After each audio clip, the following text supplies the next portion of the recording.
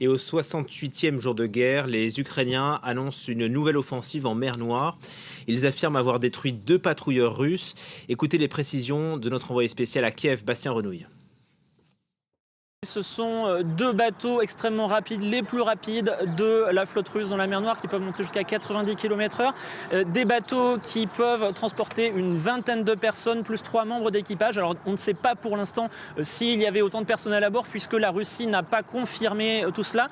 Mais le ministère de la Défense ukrainien a publié des images filmées par les drones qui ont attaqué ces navires, où on voit l'un des 2 navires en train d'exploser. Alors cela montre bien que les combats continuent en mer Noire, au sud de l'Ukraine et à l'est du pays. Aujourd'hui, des bombardements ont eu lieu dans la ville d'Odessa, sur un pont à proximité de cette ville. Il y a eu encore des bombardements aussi sur le front est.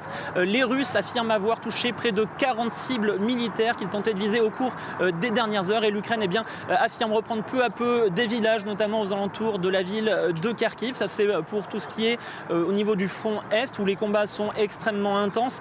Et pour le reste du pays, la situation est beaucoup plus calme, à l'ouest ou encore dans le centre, ici à Kiev. À Kiev, il n'y a pas eu d'alerte au bombardement aujourd'hui pour l'instant, et on voit des gens un petit peu partout en ville se balader, des familles ici sur la place Maïdan. Alors il y a encore tous ces dispositifs anti-chars qu'il y a autour de moi, il y a encore les sacs de sable qui entourent les abris, le métro, certains bâtiments officiels, mais voilà, une forme de vie normale se réinstalle un petit peu dans la capitale, alors que les combats continuent à l'est et au sud du pays.